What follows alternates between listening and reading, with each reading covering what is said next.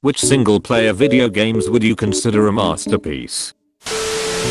Stardew Valley. Absolutely amazing. It was made by one guy, and in only 4 years. That just seems like an insane amount of work. Writing all the music, all the dialogue, designing all the graphics. I would be constantly second guessing myself and never get it done.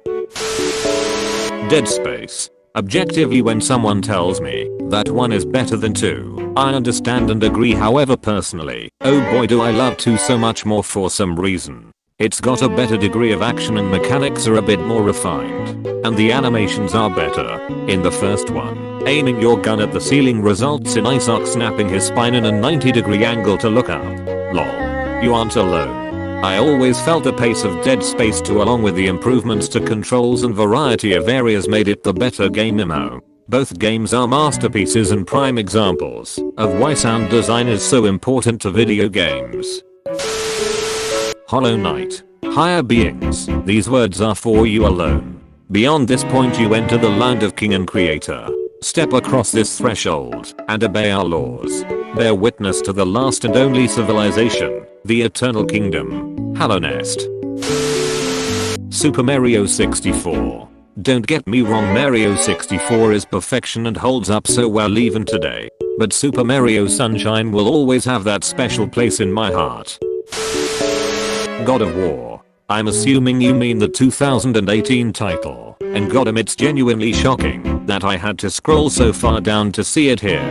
At its core it's a simple hack and slasher, but it can also verge on legitimately tactical gameplay if you want to take it there. Such a fun game, through and through, and dear god, the writing. A compelling story, told exceedingly well. For my money it's the best game of the last 5 years, at least, as far as a total package is concerned. The Shadow of Colossus. This is an example of something transcendent, more than just a game as art, a beautiful experience. It's pretty neat, I guess. Shadow of the Colossus. SMH my head up. Portal 2. It's crazy how at the end you just know what you got to do when they show the moon. But the real genius of the design is that, in that brief moment, you feel like it's your idea, and that you're clever for having had it. Sublime stuff. Portal is great at making you feel like an idiot and a genius at the same time. BioShock. I'm starting this journey on the weekend. A lot of recommendations for people telling me to play this. Paper Mario and the Thousand Year Door is one of my favorite games of all time. I'd consider it a masterpiece for sure. One of the closest a game has come to perfect in my opinion. It was perfect in my eyes. I want to add one that I personally think cemented Nintendo as the best handheld system. Pokemon Gold/Silver. I have such amazing memories of that game. Discovering the legendaries for the first time. Meeting the dogs. Fighting the Elite Four. It was amazing. If someone were to ask me which Pokemon game they should play to get into the series, I would tell them Gold/Silver. Masterpiece status in my eyes. Also, 2 Pokemon games in it. It was such an experience. Chrono Trigger. Legendary game. I've played this once every year for the last 3 years. It's different every single time. If they ever decide to reboot this series I hope it lives up to the name. Was gonna mention this if nobody had mentioned it. I still have my original cartridge, box, and manual. It's one of my most treasured possessions, not only because it is still amazing to this day, but it was a birthday gift for my 10th birthday in '95 from my late sister. Metal Gear Solid 3, Snake Eater. Most of the MGS games I'd say. Currently playing through them again and just finished MGS 2 the other day. Almost forgot how mad it gets at the end.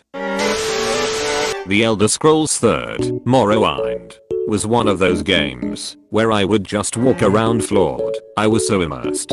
Survive an ash storm, walking around practically blind. When the air clears up, and before you is a floating transparent octopus gone blimp creature as big as the Hindenburg, which allows you to walk up and inspect it as it lazily floats off because it's non-hostile. Continue making your way east, still thinking about the blimp thing, when you come across Vivek City, poised over a placid lake of the most beautifully rendered water of its time. Mystified, walk into the city and find it bustling with raspy-voiced guardsmen. traders of all wares, and people just living and getting by. Everything about the buildings are unique to Vivek, down to the architecture and coloring from floor to ceiling. Game had its flaws, but that first playthrough was fucking amazing. I couldn't believe I got it bundled free when I bought a then new Voodoo 3, intended mainly for Quake 3 and Tribes 2. The Last of Us. The multiplayer was surprisingly really good too. Best multiplayer MMO. It was just so different from other shooter multiplayer / death matches I played. The crafting was cool, and being able to level up during a match added the feeling of progression from a short match. And it really rewarded communication. Anytime I was able to talk to at least 3 of my team members, we did so much better than if we were all silent. Dragon Age Origins. That game had me hooked from the start. It had such a sense of dark / dread atmosphere during dialogue. My favorite memory of that game is everything that happened at Redcliffe. Going back in Inquisition was just not the same. One of the best RPGs ever made. It's so sad that the BioWare that made incredible games like this and the Mass Effect original trilogy appears to be gone at this point. RIP. I don't think Okami has been mentioned yet, so I'll mention it. Yup, I've had fun games, exciting games, interesting games. Never before Kami had I stopped to think about how beautiful a game could be. Plus a big story with lots and lots to do. I remember that I kept thinking I was getting close to the end, and then it just kept going. I was so happy. Paper Mario. It's a damn shame what they've done to that series. First 2 games were amazing. Third was still pretty good. Then, you don't like to talk about it.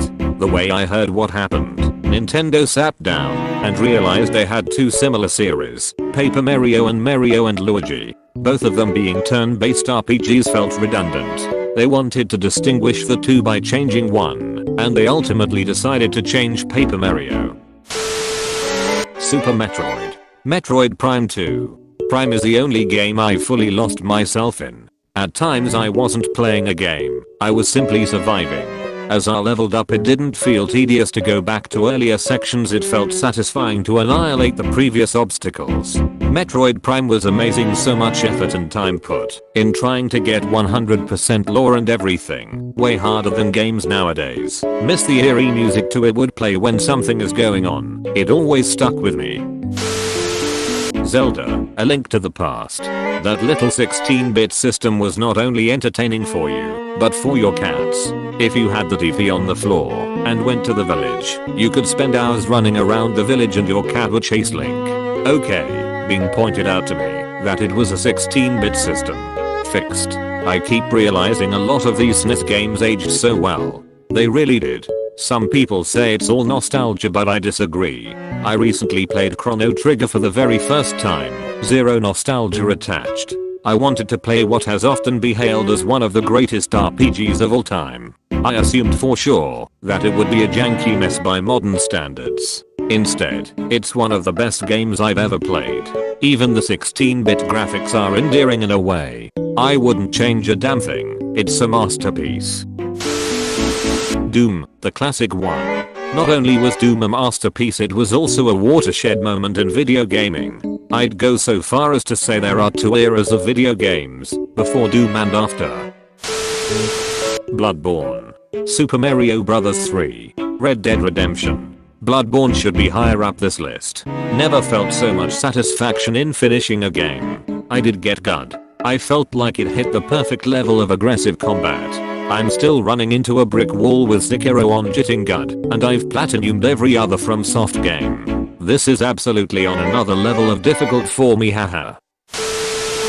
Star Wars, Knights of the Old Republic 1 and 2. Fallout, New Vegas. OMG New Vegas. I need to re-download this game and play it again. COTA 1/2 were classics too. Great suggestions.